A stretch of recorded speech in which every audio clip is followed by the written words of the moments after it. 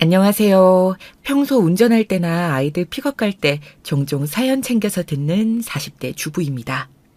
사연을 듣다 보면 감동적인 사연도 있고 웃긴 사연도 있고 한데 사이다처럼 통쾌한 사연도 있더라고요.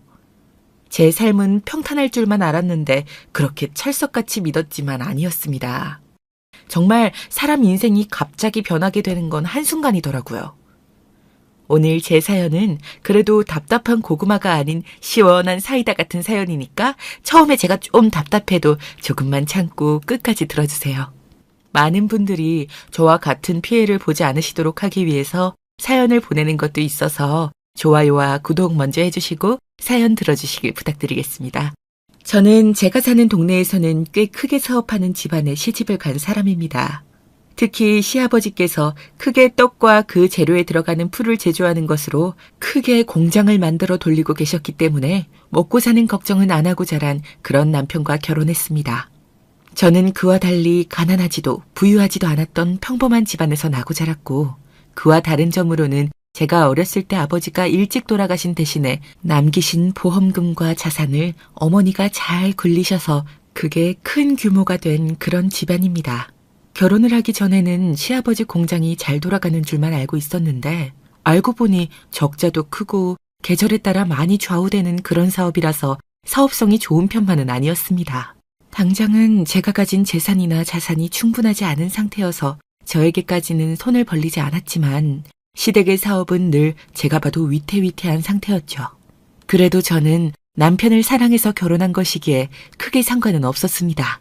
그저 저희는 저희대로 시댁은 시댁대로 서로 책임져 주지 않고 자신의 몫이라는 딱 그 정도만 바랄 뿐이었죠. 제가 남편을 좋게 본 것은 그가 그늘없이 화목한 가정에서 자란 것도 한 가지 이유였다면 이유라고 할 수 있었고 무엇보다도 저만 바라봐주는 좋은 사람이기에 시댁의 배경보다는 그 사람만 보고 같이 살기로 결심했기에 그런 마음으로 결혼해서 살 수 있었습니다. 그와 저 사이에는 예쁜 딸 하나가 생겼고 저의 가장 소중한 최고의 보물이자 자랑거리가 되어 애지중지 저희 딸을 키우는 데 전념했습니다. 그렇게 너무 제가 제 딸한테만 신경을 쓴 탓일까요? 저희 어머니가 아픈 줄도 모르고 발견했을 때는 이미 췌장암 말기라서 손을 쓸 수도 없는 상태였습니다. 저는 그동안 어머니에게 신경을 못 썼다는 죄책감과 괴로움으로 계속 뜬 눈으로 밤을 지새우며 눈물이 마를 날이 없었습니다. 하지만 엄마 앞에서는 절대 눈물을 보이지 않으려고 노력했습니다. 저보다 엄마가 더 두렵고 무서우실 테니까요. 저마저 약한 모습을 보이면 더욱 힘이 빠지실 테니까요. 저라도 씩씩한 모습을 보여야 저희 어머니가 저한테 기대실 수라도 있으실 테니까요. 지금도 그때를 생각하면 가슴이 먹먹해집니다. 희수야, 엄마가 미안해. 늦게 알게 돼서. 말기 환자는 아무런 기대를 하면 안 된다 그러더라. 내가 먼저 이렇게 빨리 가게 돼서 어떡하니. 희수 딸도 아직 어린데 내가 도움도 못 주고. 아이고, 아빠도 일찍 가고 나까지 이렇게 가버리면 우리 희수 불쌍해서 정말 어떡하니. 어머니도 참 왜 제 걱정을 하고 그래요. 정말 쓸데없는 걱정이에요, 그거. 나는 우리 어머니가 나 걱정할 시간에 어머니 앞으로 남은 시간 동안 같이 어떻게 보낼지나 생각했으면 좋겠는데 저 어머니랑 좋은 추억 많이 만들어야 될 거 아니에요. 우리 어디 놀러 갈까요? 그동안 하고 싶으셨던 거 없어요? 제가 그동안 제 딸 돌보느라 어머니한테 너무 소홀했어요. 제가 더 미안해요.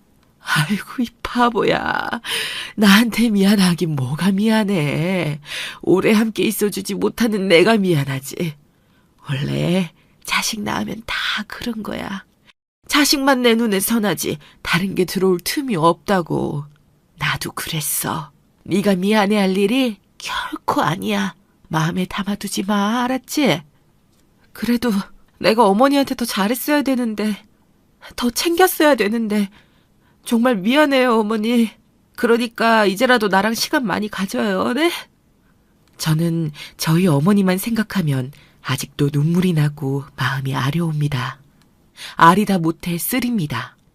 그래서 저희 어머니가 췌장암 말기라는 것을 알고 나서부터는 저희 어머니랑 같이 있는 시간을 대폭 늘리고 병간호도 도맡아 했습니다. 저는 외동딸이었기 때문에 저와 엄마는 서로에게 유일한 가족이었거든요. 남편도 저의 이런 사정을 이해해주고 저녁마다 와서 같이 이야기하고 더욱더 저희 어머니와의 시간을 많이 가지려고 노력했습니다.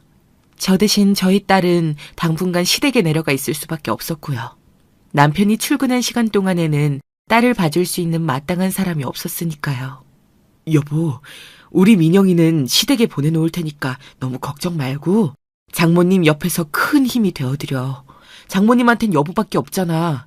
난 괜찮으니까 내가 민영이한테 필요한 건 다 틈날 때마다 시댁에 가져다 놓고 할 테니까 우린 너무 걱정 마. 그리고 당신 몸 상하지 않게, 아픈 장모님 따라서 아프지 않게 컨디션 조절 잘하고. 그럴게. 역시 여보뿐이다. 세심하게 챙겨줘서 고마워, 여보. 그럼 우리 민영이 좀 잘 부탁할게. 시댁에는 상황 설명 좀 잘 해줘. 갑자기 민영이 맡기게 돼서 죄송하다는 말도 꼭 전해드리고.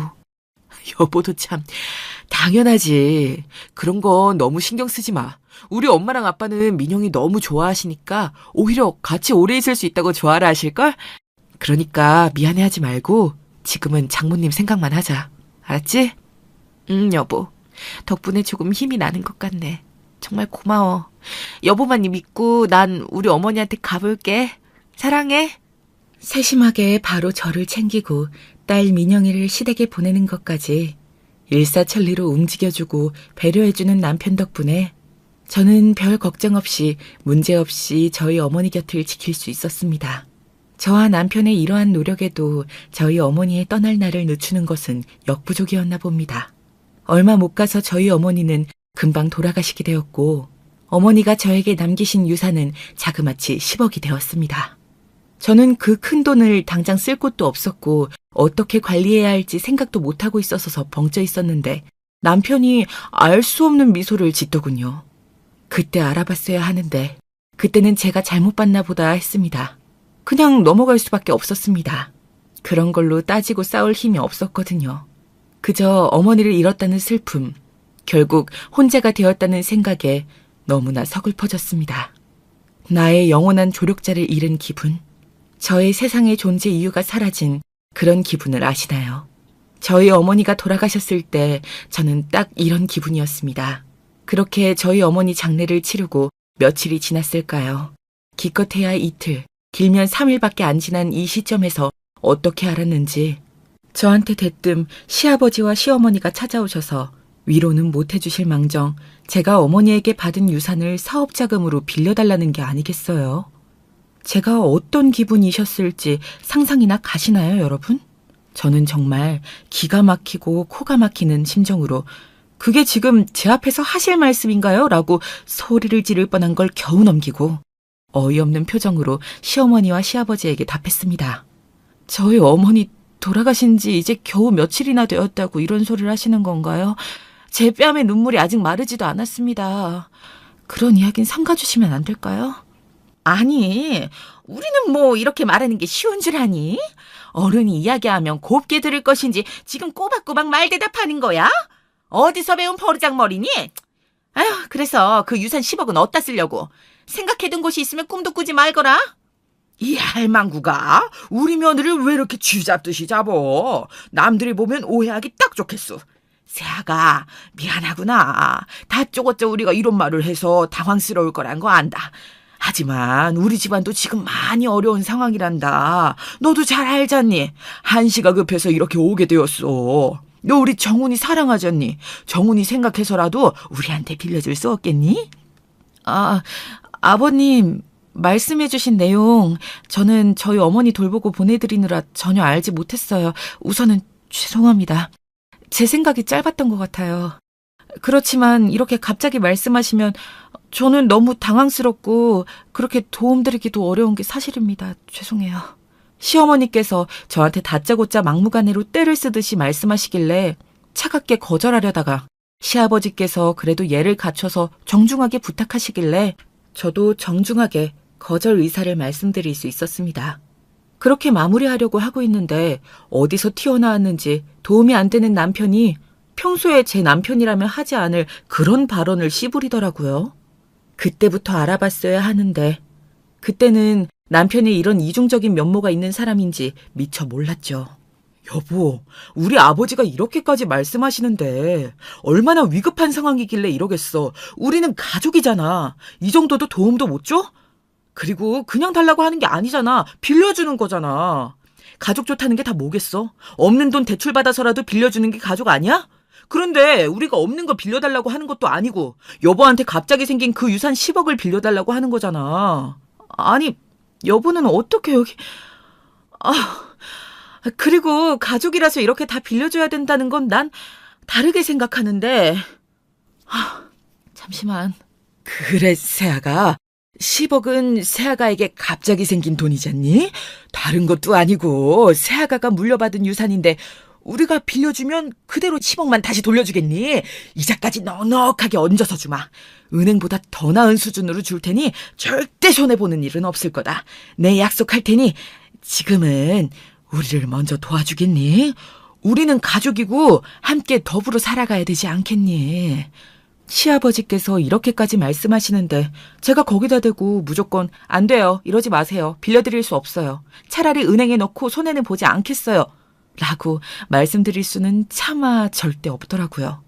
그래서 결국 울며 겨자 먹기의 심정으로 저희 어머니가 저에게 남기신 유산 10억을 빌려드리게 되었습니다. 그때 차용증을 꼭 썼어야 했는데 가족끼리 그리고 저한테 그렇게 말씀하신 게 아직도 생생할 만큼 그렇게 간곡히 부탁하셔서 절대 제가 못 받을 일은 없을 거라고 철석같이 믿었습니다. 그리고 저도 어찌되었든 시댁과 가족인데 가족을 위해 돕는 일이라고 생각하고 가족이 잘 되면 저도 잘 되는 길이 맞는 거니까요. 그래서 빌려드리고 사업이 잘 되길 누구보다도 바라고 있었습니다. 그 바라는 것에서 그치는 것이 아니라 이 사업이 잘 되려면 제가 도움을 드릴 수 있는 건 최대한 도와드려야겠다는 생각으로까지 번졌습니다. 그래서 틈이 날 때마다 일도 도와드리고 정리하는 거, 서류 쓰는 거 등등 무일푼으로 도움을 드렸습니다. 저도 어머니를 그렇게 보내드리고 이제 저에게 모실 가족은 시아버지, 시어머니이기 때문에 더욱더 사업이 잘 되길 바라게 되었습니다. 다행히 제 딸 민영이가 어린이집에 갈 나이 정도가 되자 사업이 조금씩 빛을 보기 시작했고 저는 딸을 어린이집에 맡긴 시간에는 아예 출근을 해서 민영이를 데려와야 하는 시간 전까지 더욱더 시아버지 사업에 뛰어들었습니다. 그러면서 영업이익을 높이기 위해서 많은 꼼수를 쓰기 시작했다는 것을 알게 된 저는 이대로 가면 안 된다고 우선은 남편에게 먼저 이야기를 했습니다. 여보, 우리가 아버님 사업에 뛰어든 지 꽤 되었잖아. 그런데 내가 민영이 어린이집에 보내고 본격적으로 출근하면서 알게 된 건데 이중장부가 있더라? 이런 건 나중에 크게 위험해질 수가 있어. 그 외에도 영업이익 높이려고 꼼수 쓴 것도 몇 개 보이던데. 물론 영업이익도 중요하고 당장 가져가고 싶은 돈이 많은 건 알겠는데 그래도 기업이라서 이렇게 운영하면 안 되는 거거든. 그러니까 여보가 아버님한테 잘 말씀드려서 여보가 뭔가 오해하는 거야. 우린 정도를 지켜서 경영하고 있다고. 그렇게 가까운 가족부터 의심하면 이 세상 어떻게 살아가려고 그래. 여보한테 정말 실망이다. 난 우리 가족 사업 어떻게든 열심히 일구어 보려고 이렇게 밤낮으로 노력하는데 여보는 의심이나 하고 있었던 거야? 그럴 시간이 있으면 떡 만드는 노동이라도 동참해. 그게 여보한테 더 잘 어울려. 뭐라고? 아니, 내가 이미 두 눈으로 똑똑히 봤다니까, 여보. 이걸 숨긴다고 될 게 아니라서 나중에 세무조사라도 들어오면 어떻게 해결하려고 이래.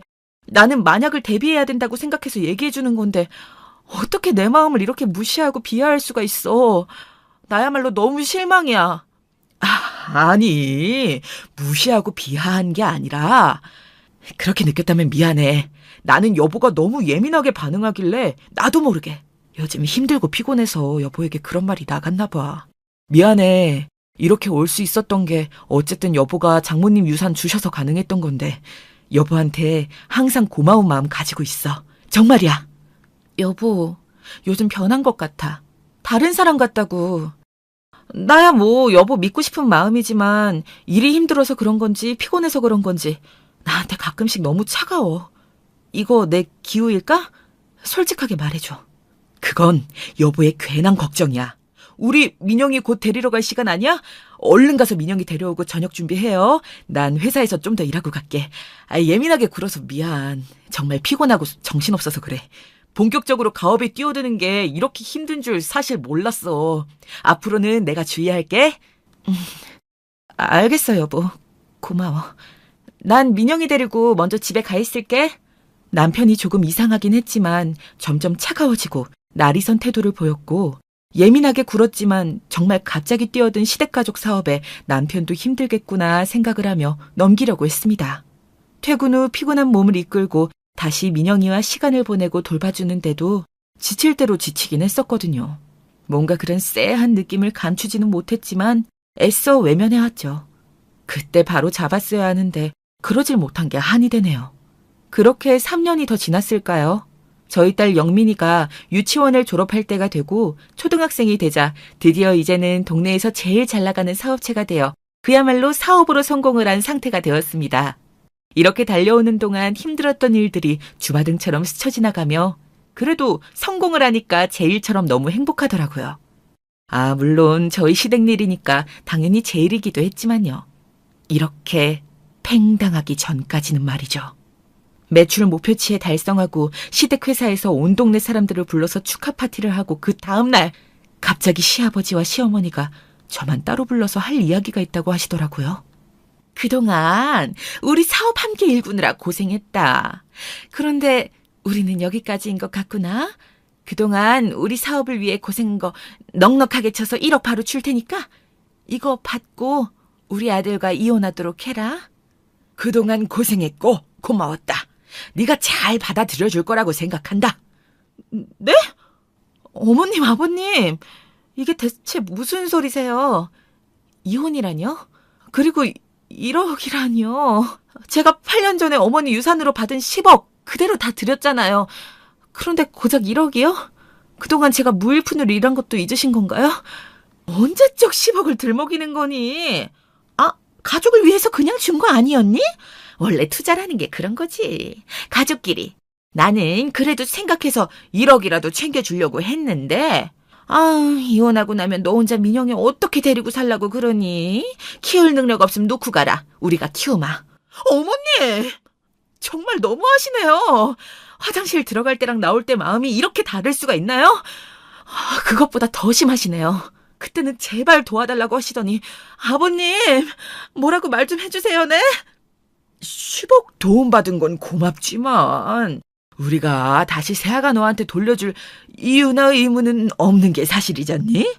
우리 입장에서는 1억도 많이 무리해서 챙겨주는 거란다. 잘 생각하렴, 새아가. 저한테 어떻게 이러실 수가 있으세요? 두 분 다 정말 너무하시네요. 1억이요?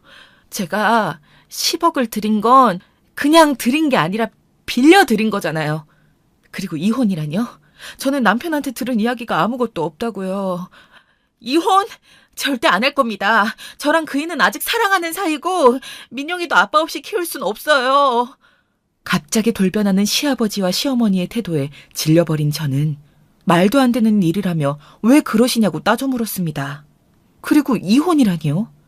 남편한테 미리 들은 말이 아무것도 없고 그동안 저에게 차갑게 대했던 것들이 눈앞을 스쳐 지나갔지만 설마 않을 거야 했던 것들이 생각나긴 했습니다. 그래도 이런 기막힌 일을 제가 받아들일 수는 없잖아요. 여러분이 저라면 어떻게 하셨을 것 같나요? 정신이 혼란스럽고 절대 이혼은 안 된다고 이야기하고 있던 그 순간에 원수 같은 남편이 들어와서 이 상황을 정리하는 개 같은 발언을 합니다. 미리 말 못해서 미안한데 나 다른 사랑하는 사람이 생겼어. 나 그 사람이랑 살려고 계속 준비하고 있었고 이제 못 헤어질 이유까지 생겼어. 우리 아이가 생겼거든. 더 이상 당신이랑 엮이고 싶지 않아. 그동안 고마웠고 미안하다. 1억 받고 깔끔하게 사라져줘. 부탁할게. 뭐? 나한테 어떻게 이래? 내가 어떻게... 그러면 그동안 바람을 피고 있었던 거야? 그래서 나한테 그렇게 차갑게 굴었던 거였어? 몇 년 동안? 네가 사람이니? 인간의 탈을 쓴 짐승이지. 그리고 겨우 1억으로 날 보내버리려고 한 거였어. 내가 그 당시 우리 어머니 유산으로 10억을 빌려준 거잖아. 증거 있어? 차용증도 안 썼는데 당신 말 누가 믿어주는데? 아우, 세상 물정을 몰라도 너무 모르는 것 아니야? 당신 차용증 없이 이거 증명할 수 있을 것 같아? 빌려준 게 아니라 그냥 준 거잖아. 그렇게 우리 가족 모두가 증언할 텐데 당신이 무슨 수로 10억을 다시 받아낼 수 있을까? 조용히 곱게 1억으로 보내줄 때 깔끔하게 안녕하자니까. 왜 그렇게 말귀를 못 알아들어? 어? 내가 여기까지 꼭 내 입으로 말해야겠어? 어머니 유산으로 10억을 빌려준 대가가 이런 거였다니. 날 버리려고. 몇 년 전부터 계획하고 있었단 걸 나만 몰랐네, 나만. 그런데 이거 어쩌나? 우리 사촌 오빠가 부장검사인 줄은 꿈에도 몰랐지. 각오해. 내가 당하고만 있나. 그걸 내가 믿을 것 같아? 결혼식 때도 못 본 사촌 오빠가 어디서 갑자기 튀어나오기라도 한다는 거야? 아우, 말도 안 되는 말 늘어놓지 말고 1억이나 먹고 떨어져 줘. 우리 딸 민영이 생각도 해야 되지 않겠어? 네가 키울 능력 안 되는 거 알아. 정 힘들면 민영이는 우리 부모님이 키워주신다니까 놓고 가. 믿고 싶은 대로 믿으면서 어디 한번 마음껏 해봐. 내가 우리 사촌 오빠랑 꼭 개박살 내러 올 테니까. 우리 민영이 이름 그 더러운 입에 올리지 마. 우리 민영이는 내가 키워. 1억이 아니라 10억. 아니? 그 이상을 준비해야 할 거야. 각오해. 그리고 어머님 아버님도 이러시는 거 아닙니다. 그렇게 못되게 마음 쓰면 천년만년 잘 사실 수 있을 것 같으세요? 이게 아주 못하는 소리가 없구나. 어딜 감히 시어머니 시아버지를 협박하려고 들어. 얼른 썩 나가렴. 다시는 돌아오지 않아도 되게 잘 챙겨서 나가야 할 거야. 전부 버릴 거거든. 네 마음대로 짓거리렴. 이제 아무런 상관없는 사이잖니 이제. 정훈이하고 이혼하고 그럼 너와의 관계도 끝나는 거니까 우리가 지금 1억 챙겨줄 때 더럽고 치사하다고 생각해도 받고 떠나렴. 그게 여러모로 나중에 후회하지 않을 길이야. 정말 가증스러운 집안이군요. 아버님도 그렇게 안 봤는데 정말 유감입니다. 이런 집안에 민영이를 맡기면 퍽이나 잘 크겠네요. 제가 데려갑니다, 민영인. 그리고 당신, 앞으로 우리 민영이 얼굴 볼 생각 꿈에도 하지 마. 내가 절대 가만히 안 있을 거니까. 마음대로 해. 난 새 집 차려서 살 거니까. 평생 당신만 엄마로 바라보며 살 우리 민영이가 불쌍하지만 어쩌겠어. 엄마가 안 놔준다는데. 민영이가 나 찾아와서 보는 건 나한테 뭐라고 하지 마라. 끝까지 그런 식으로 말하는 꼬라지를 보니 없던 정도 다 떨어질 판이니까 그만해줄래? 곧 보게 될 거야, 법정에서. 기대해. 저한테 이렇게 갑자기 마른 하늘에 날벼락 같은 일이 생기고 말았습니다.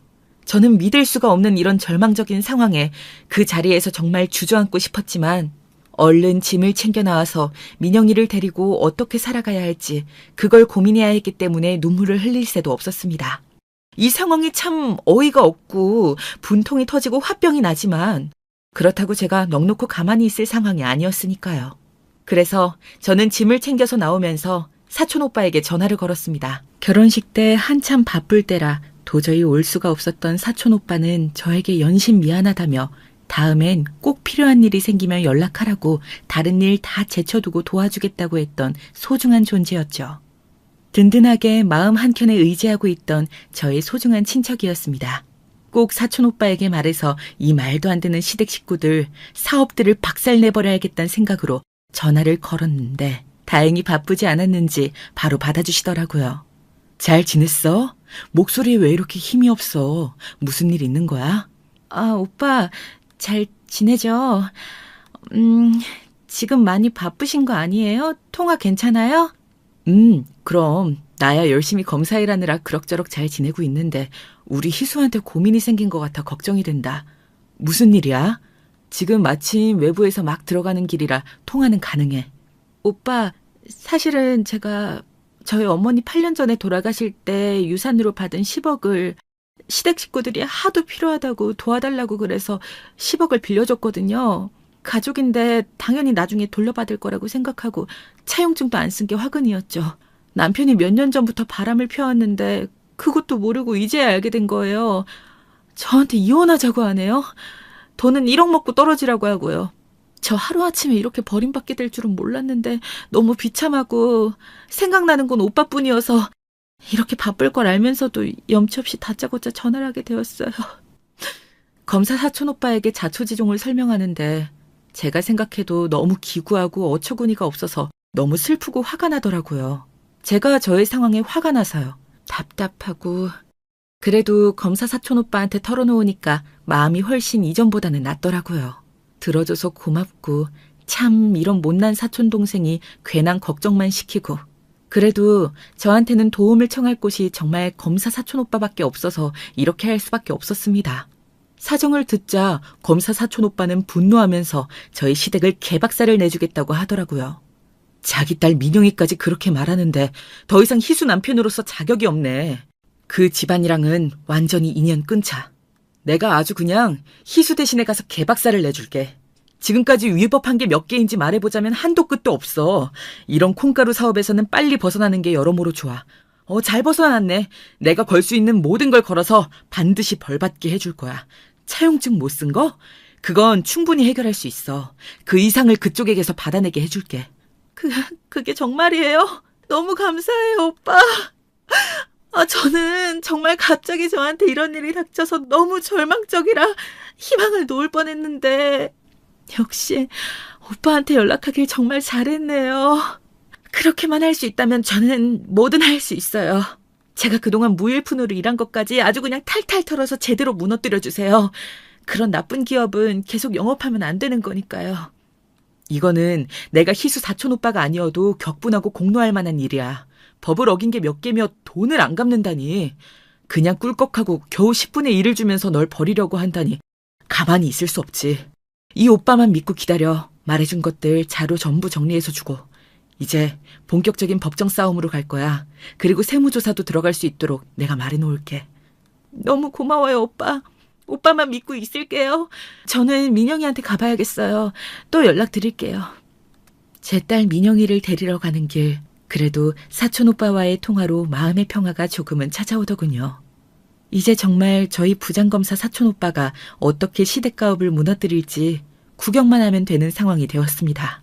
그동안 이상하다고 생각했던 거, 남편에게 전했지만 무시당했던 것들, 법을 어기고 잘못된 욕심을 채우고 있던 이중장부 등 제가 말은 안 했지만 위치랑 전부 알고 있었거든요. 그리고 언제든 이것들을 바로잡으려고 하나씩 모으고 있었죠. 그건 남편도 모르고 있던 일이었습니다. 점점 예민해지고 저한테 차가워지는 남편에게 이런 일을 계속 꺼내는 것은 서로 곤란하다고 느꼈으니까요. 그런데 이렇게 평소에 모아왔던 것들이 큰 증거가 되어 저를 돕게 될 줄은 정말 몰랐습니다. 이래서 사람은 미리 조금씩 대비라는 걸 해놓아야 하나 봅니다. 물론 우리 가족 다 잘 살자고 열심히 도왔던 시댁 사업을 무너뜨릴 만한 비밀을 내놓고 제 손으로, 아니 저희 사촌 오빠의 손으로 무너뜨리는 일이 마냥 통쾌하기만 한 일은 아니었습니다. 하지만 저에게 그동안 해왔던 만행들을 생각하면 꼭 반드시 그렇게 해야만 제 속이 풀리고 우리 민영이도 앞으로 돈 걱정 덜하면서 떵떵거리며 키울 수 있을 것 같았습니다. 소송과 세무조사는 정말 일사천리로 진행이 되었습니다. 바로 다음 날 남편에게 전화가 온 것을 보면 말이죠. 야, 너 어떻게 그게 사실일 수가 있어? 부장검사님이 너네 사촌 오빠라며? 그동안 우리 사업체에서 해왔던 위법사항들 언제부터 이렇게 준비해서 뒤통수를 친 거야? 이러려고 준비했던 건 아닌데 내가 바로 잡자고 했을 때 바로 잡았어야지. 이젠 늦었어. 그렇게 법을 어겨가면서 니네 가족 배때기만 부른 게 몇 년이야. 내 10억은 물론이고 다 토해내야 할 거야. 세무조사도 잘 받고. 뭐? 세무조사까지 온다고? 안 돼. 내가 잘못했어. 빌라고 하면 내가 싹싹 빌게. 그러니까 제발 멈춰주면 안 될까? 그게 지금 나한테 할 소리니? 정말 듣던 개소리 중에 제일 웃긴 개소리라서 소리내서 안 웃을 수가 없네. 당신이 나한테 했던 이야기를 생각해봐. 몇 년 동안 날 돌보듯 벽보듯 그렇게 대했을 때 난 정말 당신이 하는 말을 믿고 싶었어. 그래서 나 몰래 바람을 핀다는 건 정말 알고 싶지도 않았고. 이렇게 배신을 한 게 누군데 그래? 이제 돌이킬 수 없어. 자업자득이고 인과응보라고 생각해. 너네 사촌 오빠 좀 어떻게 막아주면 안 될까? 제발 부탁이야. 내가 바람핀 거? 그래, 나 잘못했어. 10억은 미안해. 1억으로 퉁치려고 한 거 우리의 잘못이야. 내가 아버지한테 말씀드려서 10억 다시 돌려드리라고 할게. 과징금에 추징금까지 하면 우리 사업 다 무너질 수도 있어.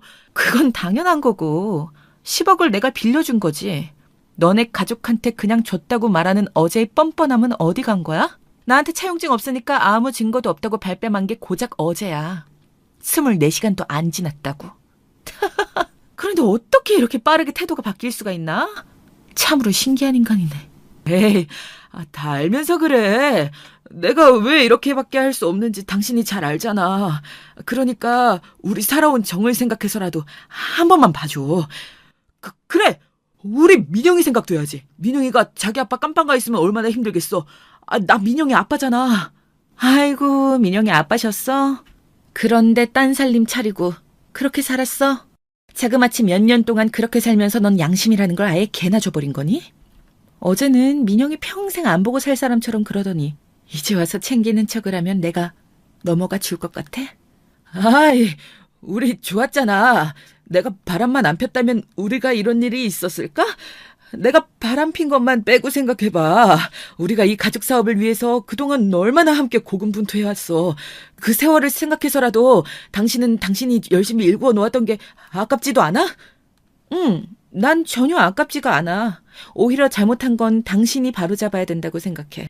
과징금, 추징금을 내는 한이 있더라도 나한테 10억을 다시 돌려주는 건 충분히 가능할 거거든. 우리 사촌 오빠랑 이야기 다 끝났어. 넌 길바닥에 나 앉을 준비나 해. 절대 타협은 없어. 이게 맞는 거잖아. 이게 정이잖아? 우리 사이에 정이 그딴 게 뭐가 중요해, 여보. 제발 부탁이야, 지금 우리 아버지 쓰러지시기 일보 직전이야. 엄마도 완전 노발대발하고 계셔. 공장 돌리지도 못하고 있고 아주 아수라장이 되었다고. 일하던 사람들도 다 도망가고. 그게 바로 너의 현실이지. 나랑은 상관없는 일이야. 우린 이혼할 사이잖아? 잘못했어. 끊지 마, 제발. 지금 어디 있어? 내가 갈게. 됐어, 사양할게. 남편네 회사는 크게 손해를 보고 원래대로 내야 했던 세금을 더 많이 내고 그동안 법을 위반했던 내용에 대해 처벌을 받게 되었습니다. 제가 빌려주었던 10억은 이체한 내역과 함께 남편이 멍청하게도 저한테 전화하면서 스스로 말해준 내용이 증거가 되어서 한편 더 수월하게 제가 10억을 빌려줬다는 것을 증명할 수 있게 되었습니다. 남편이 전화했을 때 바로 녹음 버튼 눌렀거든요. 부장검사가 대단하긴 한가 봅니다. 이렇게 하루 만에 바로 조사 들어오고 일사천리로 딱딱 진행하고 말이죠. 사촌 오빠한테 너무 고맙다고 계속 말했는데 사촌 오빠는 안 그래도 기업들 단속하는 기간이었는데 큰 건 알려줘서 오히려 저한테 고맙다고 하더라고요. 제가 정리해놓은 자료들이 아주 큰 역할을 했다면서요. 이렇게 통쾌하고 뿌듯할 수가 있을까요? 여러분께서 저라면 어떨 것 같으신가요? 정말 저는 미리미리의 중요성을 몸소 체감할 수 있었습니다. 제가 미리 이렇게 정리를 몰래 해놓지 않았다면 정말 하루아침에 쫓겨난 저로선 수사에 큰 도움이 되지 못했을 수도 있습니다. 제가 시댁의 사업이 잘못 운영되고 있었다는 것을 더 빨리 밝히지 못한 게 안타까울 정도죠. 사촌 오빠는 그동안 어떻게 참고 살았냐며 이런 놈이랑은 얼른 이혼하고 새 인생 살라고 조언해 주더라고요. 희수, 네 덕이 정말 컸어. 수월하게 추심징계까지 한 번에 가능할 것 같아. 세무조사에도 큰 도움이 되었다고 네 칭찬이 자자하더라. 너한테 피해가는 일은 없을 거야. 정말 최소한으로 할게. 협조해줘서 고마워. 제가 협조할 수 있는 건 뭐든 할 거예요. 미안해하지 말고 언제든 불러주세요. 제가 오히려 오빠한테 너무 감사하죠. 이렇게 바로 쳐들어와 주실 줄은 몰랐어요. 마침 집중 단속 기간이었는데 네가 큰 건 물어다 준 셈이야. 내 성과에도 아주 큰 도움이 되었지. 이런 건 진작에 밝혀줬어야 하는데 어떻게 참고 산 거야. 이제라도 이런 집안이랑 영원히 작별하고 새 출발하는 건 어때? 내 와이프가 괜찮은 사람 소개해줄 수도 있다고 하는데. 마음만 받을게요. 너무 고맙지만 저는 아직 우리 민영이한테 더 많은 사랑을 주고 집중하고 싶어요. 그리고 그 사람이 바람피고 있다는 걸 안 지도 정말 얼마 안 되었고요. 마음을 추스릴 시간이, 다독일 시간이 필요한 것 같아요. 그래. 네가 얼마나 놀랐을 거야. 유산 10억은 당연히 돌려받을 수 있을 거고 나머진 그동안 근무자들 적게 준 만큼 이중장부 내역 보고 근무자들에게 더 많이 돌려주고 또 협력업체에 돈 안 준 거 그런 거 처리하면 아마 그 집안은 빈털터리가 될 거다. 다시 이 사업하는 것도 불가능할 거고 한마디로 개박살이 난 거지. 오빠가 약속해 주신 대로 정말 개박살이 났네요. 저는 너무 통쾌하고 좋아요. 그동안 애써주셔서 감사했어요. 그렇게 검사 사촌 오빠의 배웅을 받으며 시댁이 드디어 개박살이 났다는 것을 듣고 정말 안도했고 통쾌했습니다. 미뤄두었던 숙제를 드디어 끝내고 너무 잘 끝내서 선생님한테 오히려 칭찬을 받은 그런 느낌이었습니다. 여러분께서 저였다면 어떤 선택을 하셨을 것인가요? 저도 이렇게 몇 년 동안 함께 일구어온 가족 사업을 한순간에 무너뜨리는 선택을 하는 것이 쉬운 선택은 아니었습니다. 하지만 아무리 이야기해도 변하지 않는 남편과 시아버지, 시어머니를 보며 제가 어머니 유산으로 받은 10억을 홀랑 받아먹고 그저 1억으로 퉁치려고 했던 그런 못된 심보를 가진 사람들이 계속 사업을 영위하면 안 되는 거잖아요. 조사를 해보니 실제로 제가 알았던 것보다 더 많은 위법 행위를 일삼고 시아버지께서는 룸, 술집 등에서 쓰던 장부가 들켜서 실형을 살게 되었어요. 제 남편도 마찬가지고요.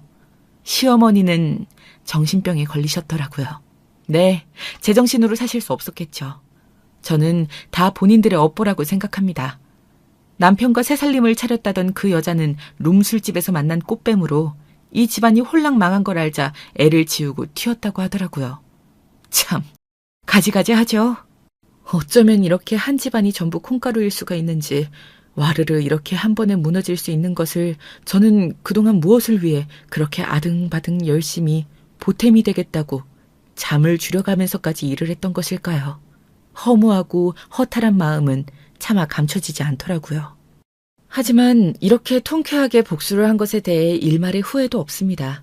저는 당연히 해야 할 일을 했다고 생각합니다.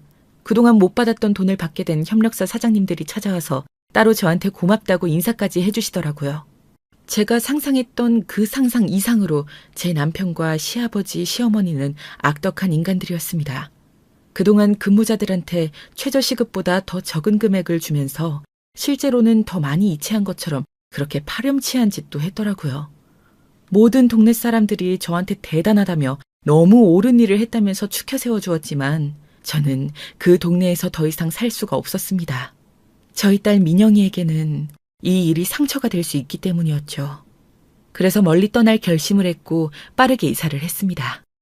이삿짐 센터가 이사를 빠르고 쉽게 도와주셔서 정말 별로 품을 안 들이고 이사를 잘 할 수 있었습니다. 유난히도 잘 챙겨주시고 저한테 불편한 점은 없었는지 자꾸 물어보셔서 너무 감사했죠. 알고 보니 이삿짐 센터 사장님이 직접 나와서 저희 이사를 도와준 것이었더라고요. 저희가 이사 갈 곳이 그 이삿짐 센터 사장님 집과 가까운 것 때문이라고는 하시는데 너무 감사한 마음에 이삿떡을 돌리면서 괜찮으시면 다음에 식사라도 한 번 더 사겠다고 말씀을 드렸습니다. 그랬더니 흔쾌히 너무 좋다고 하시더라고요. 그리고 원래 자기가 안 나가는데 사실은 저한테 마음이 있어서 그랬다면서 본인이 저희 사촌오빠의 아내분이 소개해줄 사람이었다고 하는 겁니다. 저는 너무 놀라서 이런 인연이 있냐고 반갑다고 감사하고 참 그리고 당혹스럽다는 말을 할 수밖에 없었습니다. 이런 일이 저한테 일어나다니요. 이사 너무 잘 챙겨주시고 신경 써주셔서 감사했습니다. 마침 저희 집 근처라고 하셔서 같은 건물은 아니지만 떡 돌리러 왔어요. 너무 감사해서. 혹시 괜찮으시면 제가 다음에 식사라도 한번 대접해 드리겠습니다. 너무 감사해요. 저야 너무 좋죠. 저는 희수 씨랑 따로 만남을 가진다는 것 자체가 큰 행운이라고 생각합니다. 사실은 네? 그렇게까지 생각하시는 줄은 몰랐네요. 유난히 친절하셔서 감사했지만 이해가 안 되기도 했었거든요. 제가 이사하느라 너무 정신이 없어서 그런 곳에 눈치가 없었다면 죄송합니다. 아니요. 사실은 제가 원래 희수 씨랑 소개팅을 할 뻔한 사람이거든요. 이런 말씀 어떻게 들리실지 몰라서 말씀드릴까 말까 망설였는데. 아니, 그러면 저희 사촌 오빠가 얘기했던 게 사장님이시라는 건가요? 제가 이사 온 곳에 살고 계신 것도 그러면 이게 우연인가요? 저는 너무 당황스럽네요. 갑자기 이런 이야기를 듣게 되니까. 도와주신 것은 감사하지만 저는 누군가 만날 준비가 아직 안 된 사람이라 거절했던 것입니다. 사장님 정보는 저는 전혀 들은 게 없었어서요. 제가 희수 씨 근처에 살고는 있지만 혹시 불편하시다면 제가 옮겨도 됩니다.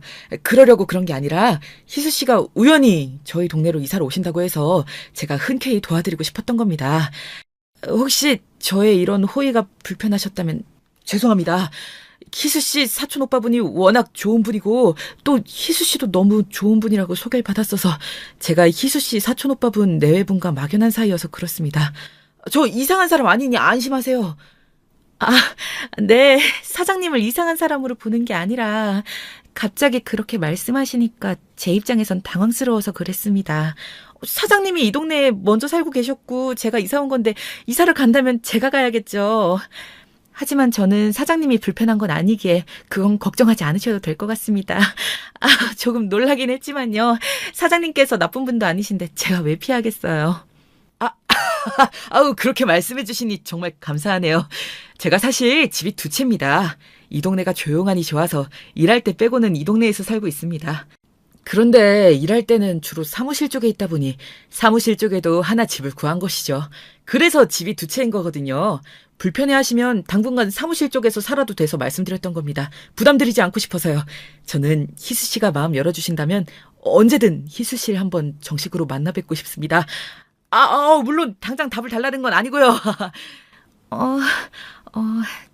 그렇게 갑자기 훅 들어오시면 저도 어떻게 말씀을 드려야 될지 잘 모르겠네요. 하지만 이것만은 말씀드릴 수 있어요. 저도 사장님 좋게 봤고 좋은 분일 거라는 거 압니다. 그런데 천천히 시작하고 싶어요. 제가 큰일을 겪은 지 얼마 되지 않았거든요. 이런 우연이 다 있다니.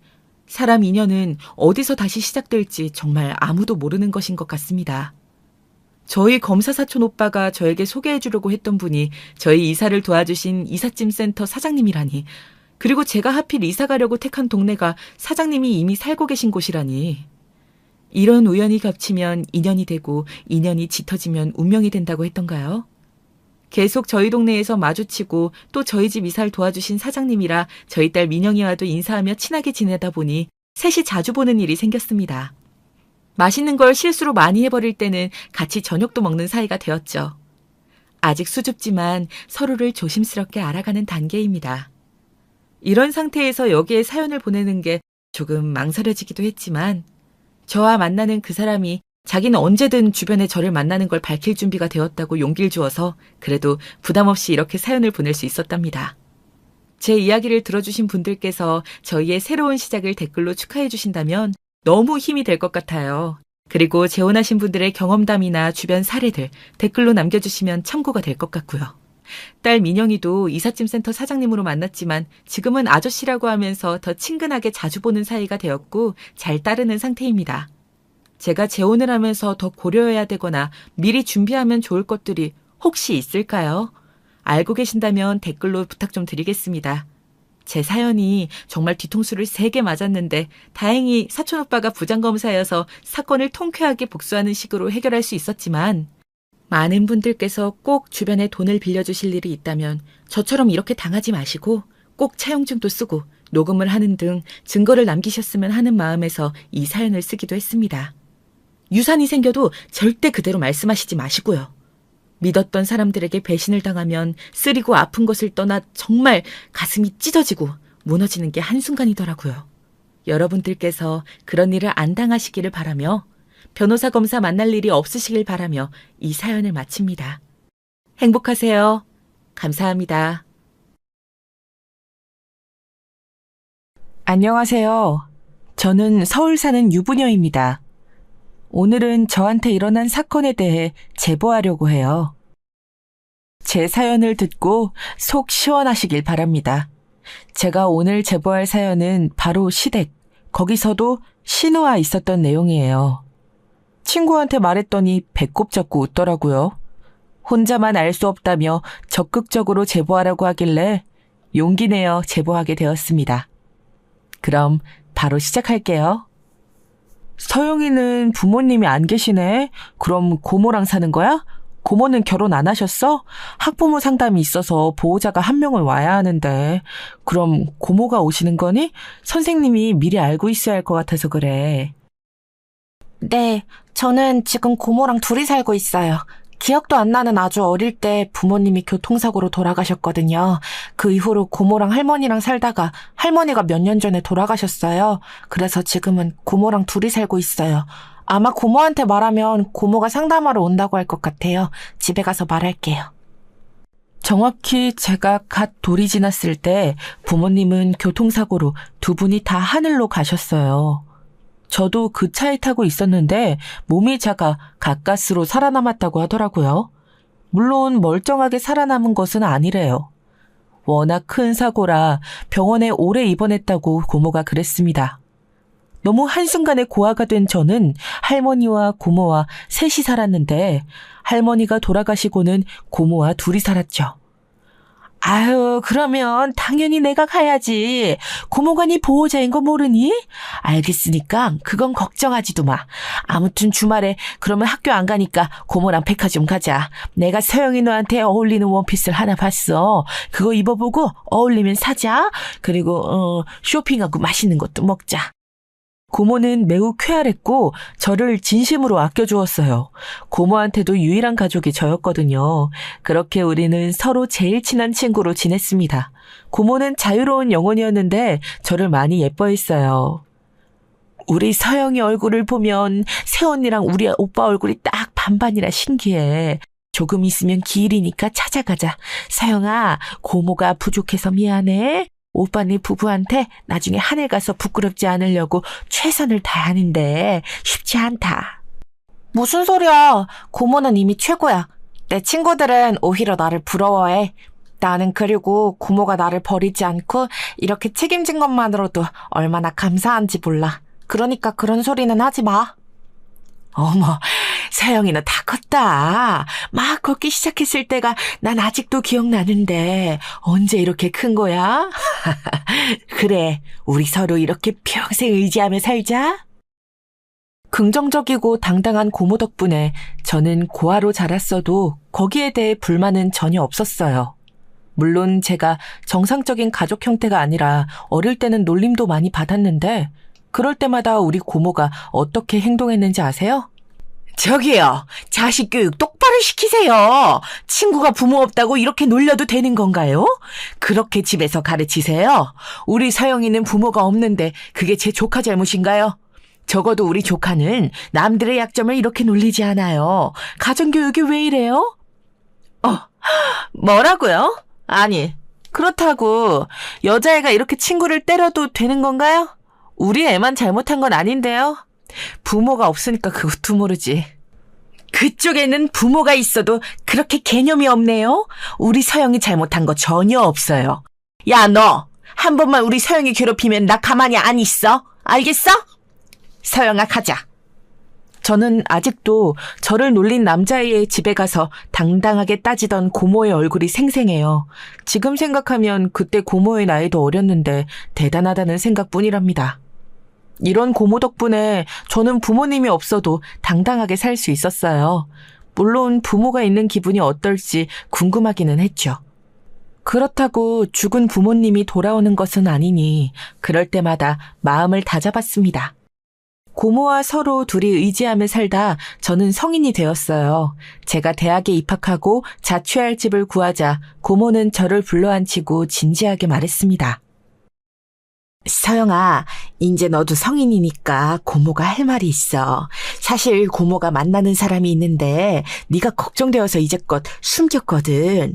그 사람이 고모한테 결혼해서 미국을 가자고 하는 상황인데 너만 괜찮으면 고모가 미국에 가도 될까? 물론 미국에 가서라도 1년에 한 번은 꼭 너를 보러 올 거야. 고모, 당연하지. 나는 고모가 내가 성인이 될 때까지 기다렸다는 게 너무 감동이야. 고모는 할 만큼 했으니까 미국 가서 고모 인생 살아.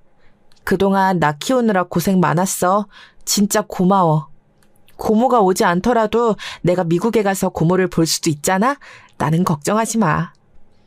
고모는 제가 성인이 되는 것을 계속 기다렸다고 하더라고요. 그리고 저와 깊은 얘기를 나눈 후에 결혼해서 남편과 같이 미국으로 갔습니다. 서운하거나 그러지는 않았고 당연한 거고 오히려 고모한테 고마운 마음이 들었어요. 그래서 성인 이후로 저는 혼자 살게 되었습니다. 야, 서영아. 아무리 간호학과가 공부량이 많다고 하지만 너는 너무 도서관에서 사는 거 아니야? 미팅도 하고 그래야 대학생이지. 내가 마침 체육학과에 아는 사람이 있어서 미팅 잡아왔어. 거기 같이 나가자, 응? 미팅? 나는 그런 데 관심 없는데. 그리고 체육학과면 운동하는 애들 아니야? 나는 운동하는 사람보다 공부하는 사람이 더 좋아. 야, 그래도 일단 나가봐. 너 입학하고 한 번도 미팅 나간 적 없잖아. 내가 물 좋은 애들로 구해올 테니까 딱 기다려. 그냥 재미로 하는 거야, 재미로. 저는 대학에 입학했는데 전공은 간호학과였어요. 고모와 상의하고 결정한 전공이었는데 공부량이 매우 많았습니다. 그래서 공부하느라 노는 데에는 관심이 없었죠. 고모가 학비를 대주었고 미국에서 종종 용돈을 보내주기는 했어도 생활비가 많이 모자랐거든요. 그래서 일하느라 공부하느라 매우 바쁜 대학 생활을 보냈습니다. 그런 저를 안타깝게 여긴 친구가 미팅에 같이 나가자고 했어요.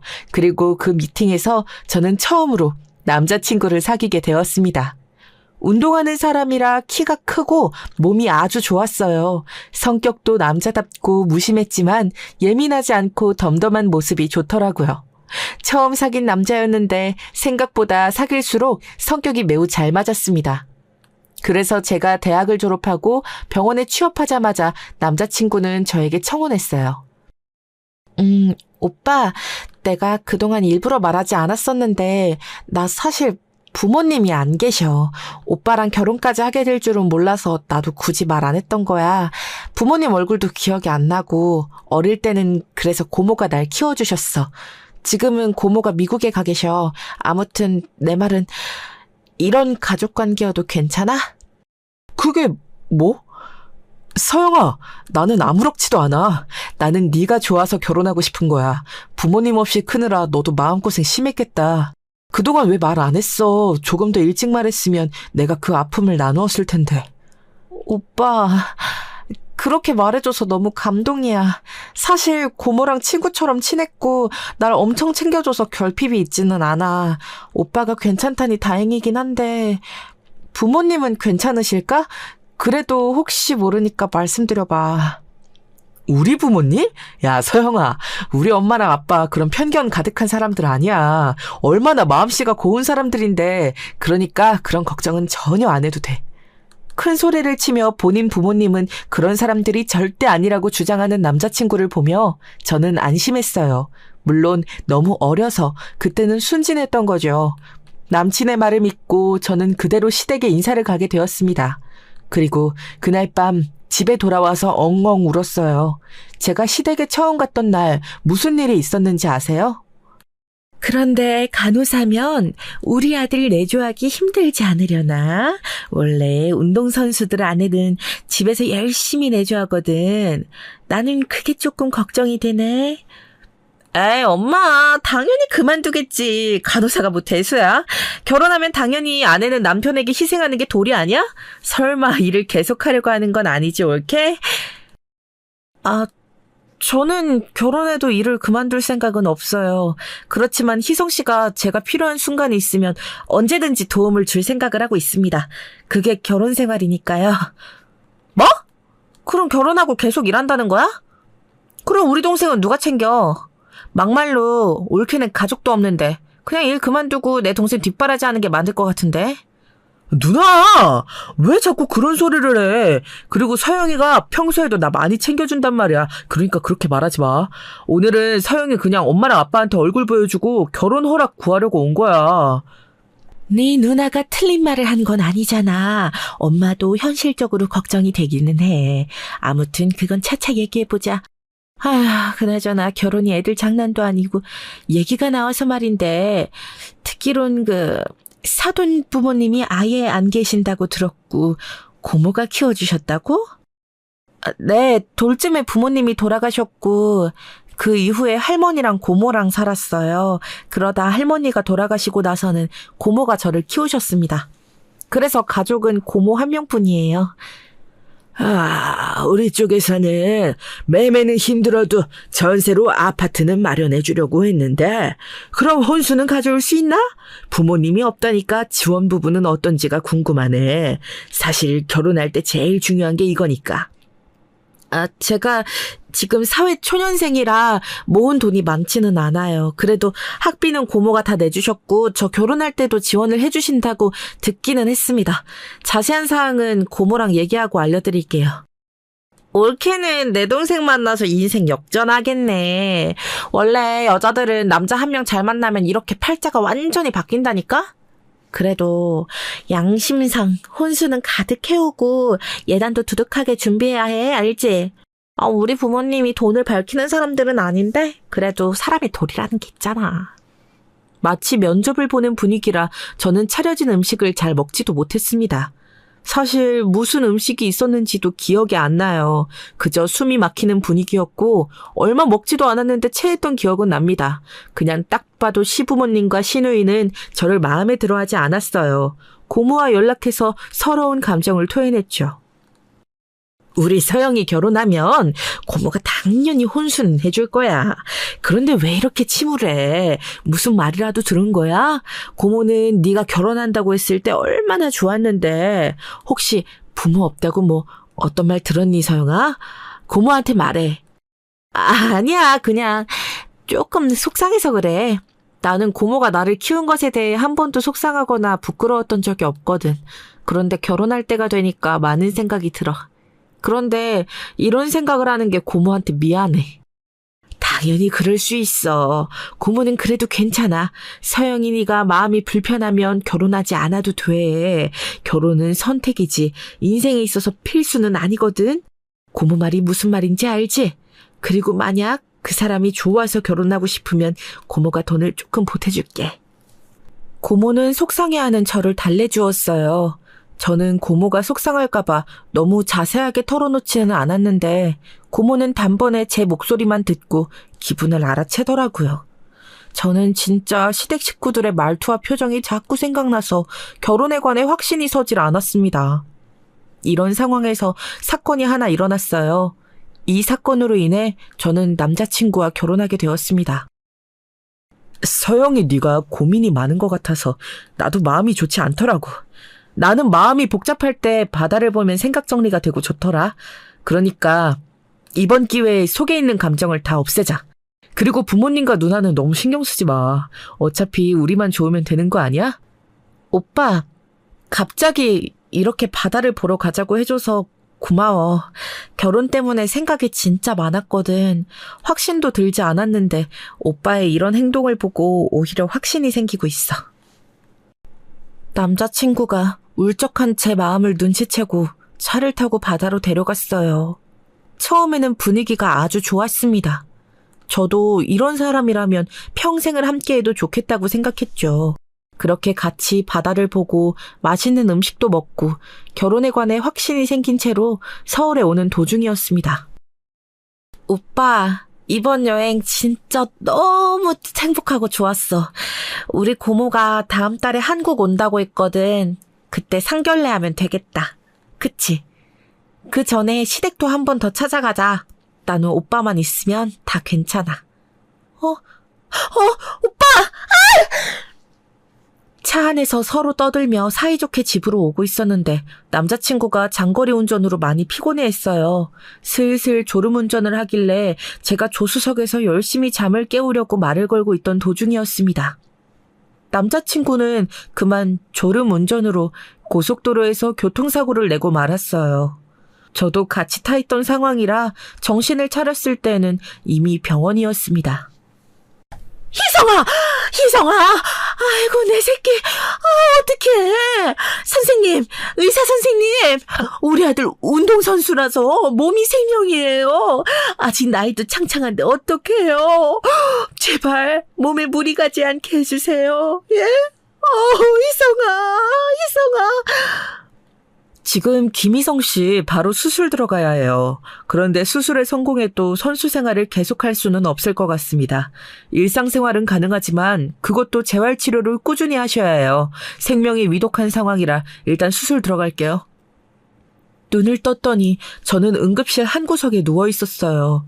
그리고 남자친구 주변으로는 시댁 식구들이 와 있는 상황이었습니다.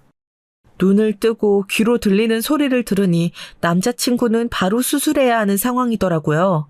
시어머니는 바닥에 쓰러지셔서 눈물을 흘리고 계셨고 저는 그 모습을 바라보고 있었습니다. 그리고 저는 울고 있던 시누이와 눈이 마주쳤어요. 야, 이 망할려나! 너 내 동생 어떡할 거야? 어? 지금 내 동생 허리랑 무릎이랑 다 망가졌다잖아! 그러게 왜 바다를 보러 가서 난리야! 내 동생 죽으면 책임질 거야? 어? 왜 너는 멀쩡하냐고! 운동선수는 몸이 생명인 거 몰라! 어? 살려내! 저기요, 이러시면 안 돼요. 이분도 환자라서 안정을 취해야 돼요. 옆에서 떨어지세요. 아우, 지금 겨우 봉합한 부위 벌어져요. 물러나세요. 시누이는 제 아픈 몸을 흔들며 욕하기 시작했어요. 제가 바다에 가자고 한 것도 아닌데 모든 화살표는 저를 향하게 되었습니다. 안 그래도 머리가 울리는데 시누이의 욕설을 듣고 저는 그대로 기절하게 되었어요. 그리고 다시 눈을 떴을 때는 병실에 입원한 상태였습니다. 서영아, 깼니? 몸은 어떠니? 희성이 수술은 성공적으로 됐어. 그런데 재활이 필수라고 하네. 운동선수 생활은 완전히 끝났대. 죽을 때까지 운동선수로 살 수는 없을 거래. 지금 아내는 충격에 쓰러졌어. 이를 어떻게 하면 좋니? 제가 눈을 뜨자 시아버지는 저를 잡고 구구절절 말하기 시작했어요. 너무 안타까운 소식이었지만 한편으로는 서러운 마음도 들었습니다. 바다를 보러 가자고 한 것도 남친이었고 사고를 낸 당사자도 남자친구 본인이었거든요. 무려 4중 추돌 사고라서 남자친구가 합의금도 아주 많이 물어줘야 하는 상황이었습니다.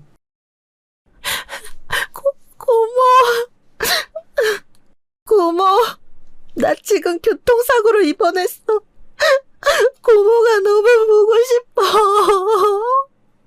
남자친구는 수술했는데 이제 운동선수 생활은 끝이래. 그런데 나도 몸이 아파. 고모 보고 싶어. 뭐라고? 서영아, 고모가 당장 갈게. 어디 입원한 거야? 고모, 지금 공항 갈게. 그러니까 조금만 기다려. 알았지? 어떡해. 서영아, 괜찮아. 일단 진정하고 고모가 공항 도착해서 연락할게. 복잡한 마음으로 저는 고모에게 연락해서 상황을 설명했어요. 제가 울면서 사고가 났다고 하니까 고모는 전화를 받자마자 바로 한국을 오셨습니다. 그 전에 남친도 정신을 차렸고 시어머니도 깨어났어요. 서영아, 괜찮아? 미안해. 괜히 내가 바다를 보러 가자고 해서 너까지 이렇게 다쳤네. 내가 좀 더 조심했어야 하는데. 지금 아빠한테 들으니까 합의금도 장난 아니더라. 나 이제 내 인생 어떡해. 나는 이제 살 희망이 없어. 내 인생은 끝났어. 끝나긴 뭐가 끝나. 무슨 소리야, 오빠. 정신 차려. 일단 몸 재활이 가장 우선이야. 선수는 못해도 일상생활은 해야 하잖아. 그러니까 희망 잃지 말고 재활하는 데 힘을 쓰자. 어? 남자친구는 수술이 끝나고 더 선수 생활을 못한다고 하자 심하게 우울해했어요. 종일 울면서 재활도 하지 않았죠. 이런 상태에서 고모가 병원에 도착했는데 어쩌다 보니 상견례를 하기도 전에 첫 만남이 병원에서 이루어지게 되었습니다. 서영아, 괜찮아? 고모가 얼마나 놀랐는지 알아. 나 진짜 비행기에서도 네 걱정을 하느라 아예 못 잤어. 이게 무슨 일이야? 그래서 몸은 이상 없대? 괜찮대? 고모, 나는 다행히 괜찮아. 아직 몸이 아프긴 하지만 이 정도는 시간이 지나면 일상생활이나 일하는 데에는 문제가 없을 거야. 그리고 여기는 남자친구 어머님이셔. 안녕하세요. 이렇게 병원에서 뵙게 될 줄은 몰랐어요. 저는 희성의 엄마입니다. 우리 아들 어떡하죠? 다행히 서영이는 괜찮다고 하는데 우리 희성이는 선수 생활을 평생 포기해야 한대요. 시어머니는 고모를 보자마자 바로 남자친구의 몸 상태에 관해 말하기 시작했어요. 고모는 당황한 채로 우는 시어머니를 달래기 시작했습니다. 불쌍한 우리 아들. 그래도 서영이랑 결혼하면 서영이가 간호사니까 마음이 놓여요. 서로 의지하며 잘 살았으면 좋겠네요. 우리 집에서 전세금은 지원해 줄 수 있는데 서영이 쪽은 어떤지 궁금하네요. 아, 이런 자리에서 이런 말을 꺼낼 줄은 몰랐어요.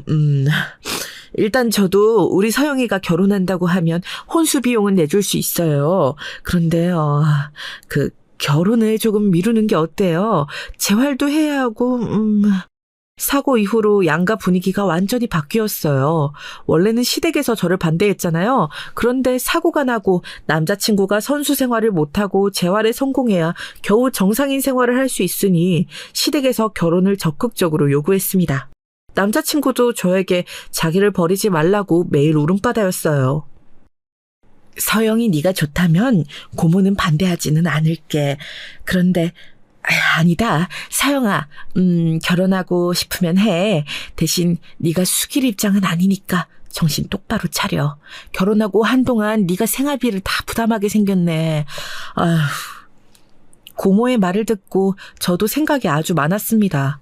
현실적으로 남자친구는 향후 몇 년은 돈을 벌 수가 없었어요. 그러면 당연히 제가 가장으로 살아야 했습니다. 이걸 아는 시부모님은 태도를 바꾸셨어요. 저를 그렇게 반대하더니 시어머니는 아예 며느리라고 부르기 시작했습니다.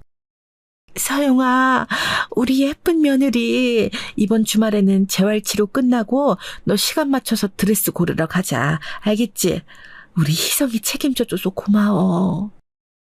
저는 그때 남자친구를 많이 사랑하기도 했고 인간적으로 안타까운 마음도 들었어요. 저랑 여행을 다녀오다 사고가 난 거라 미안한 마음도 들었습니다. 그래서 약간의 죄책감을 지니고 있었죠. 결혼식을 준비하며 주위 사람들에게 말도 얼마나 많이 들었는지 몰라요.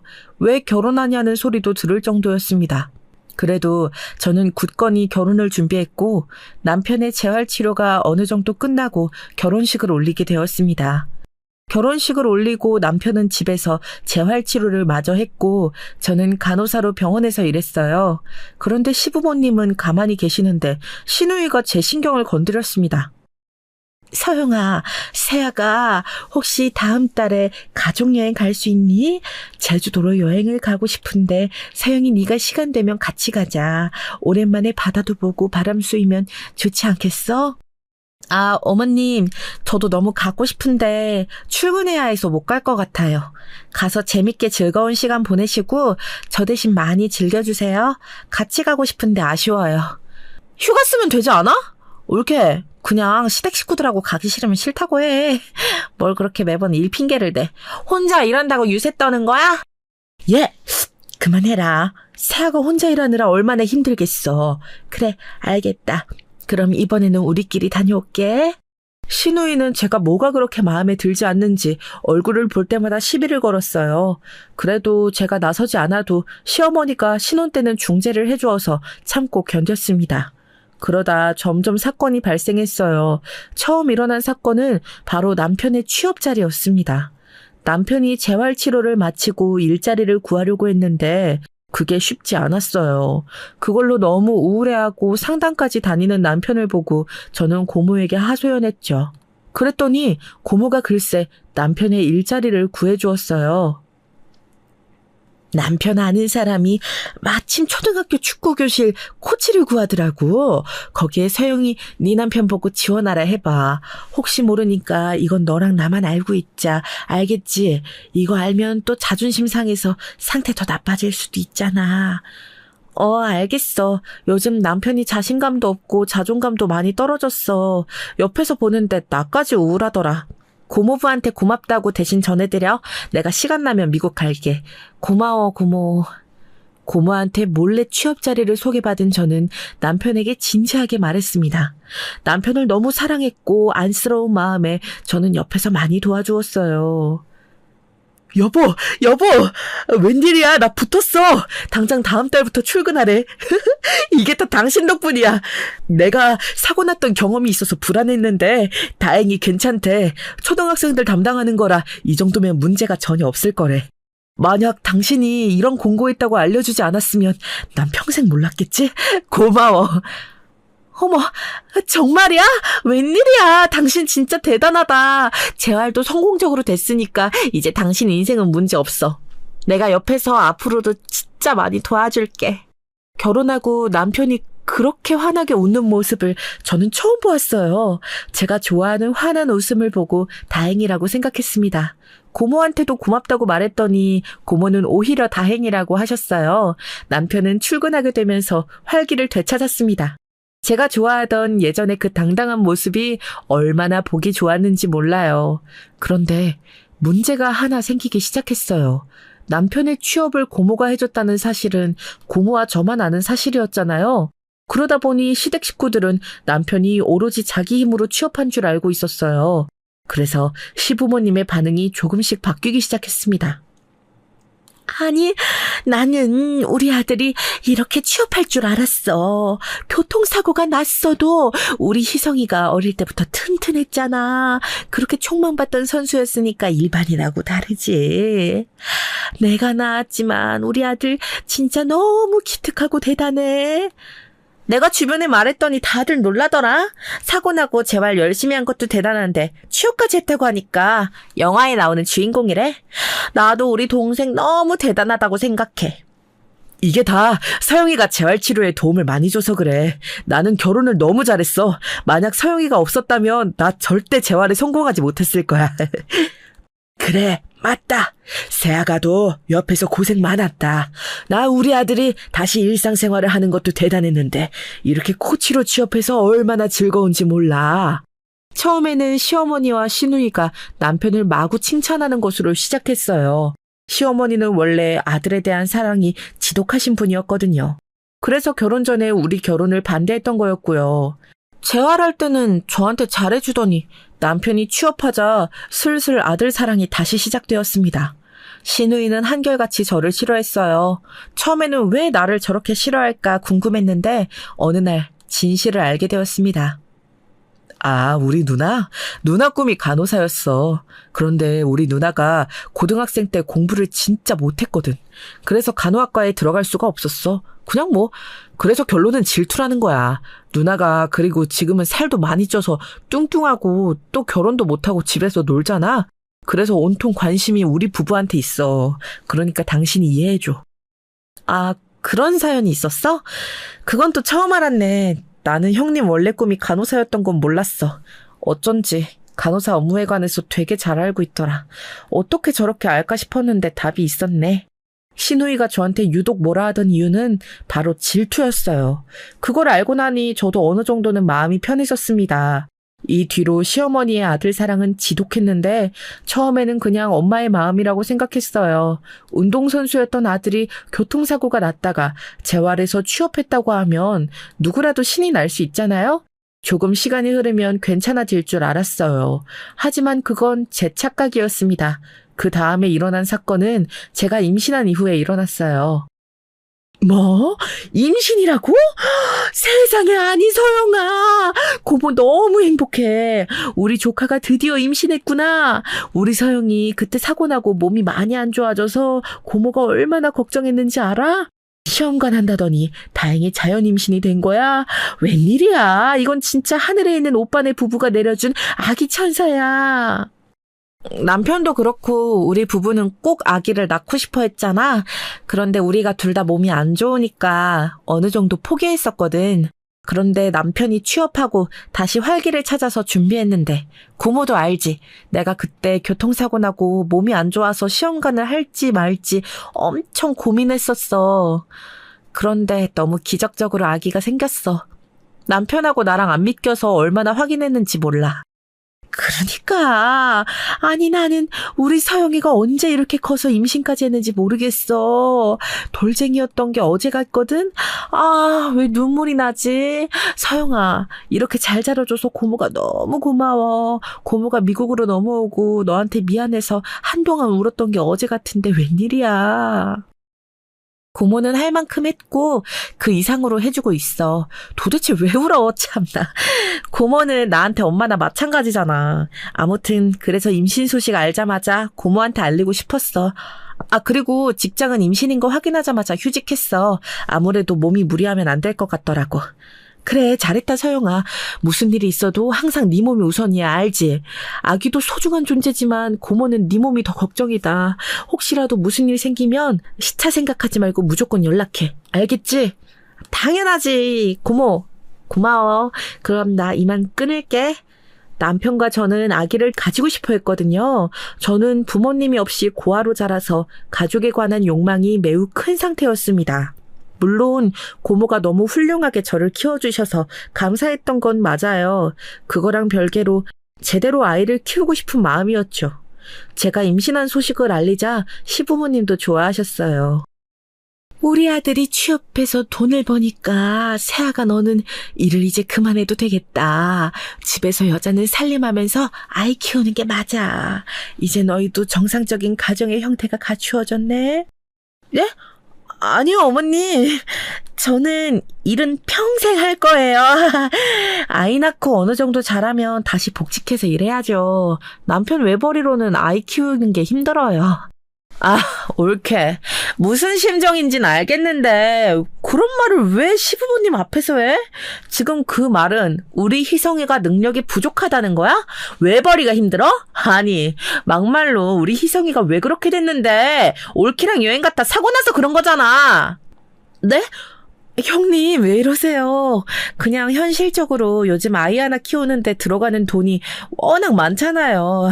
저는 부모님이 안 계셔서 아이를 잘 키우고 싶은 마음이 어릴 때부터 있었어요. 그래서 우리 아이는 부족함 없이 키우고 싶어서 그런 건데 왜 화를 내고 그러세요? 아유, 그만해. 왜 좋은 소식을 듣고 둘이 싸워. 그건 아이 낳고 얘기해도 늦지 않아. 그러니까 그만해. 아, 정신 사나워. 신우이와 저는 임신 소식을 알린 날 서로 기분이 상했어요. 저는 축하만 받아도 모자랄 판에 저렇게 나오는 신우이가 너무 미웠습니다. 그런데 그날 기어코 사건이 일어났어요. 밥을 먹고 시부모님과 남편이 잠시 마트에 과일을 사러 갔습니다. 그래서 신우이와 저만 집에 있었는데 신우이가 기어코 시비를 걸더라고요. 옳게, 내가 진짜 혹시나 해서 그러는 건데 임신했다고 남들처럼 유세 떨고 그러지 마. 우리 희성이 시켜서 새벽에 뭐 사러 가라거나 그러지 마. 내 동생 고생시키지 말라는 거야. 무슨 말인지 알지? 형님, 그건 우리 부부가 알아서 할 일이에요. 그리고 임신하는 게 매년 있는 일도 아니잖아요. 아직 그런 적은 없고 그럴 생각도 없어요. 하지만 부탁할 수도 있는 거 아닌가요?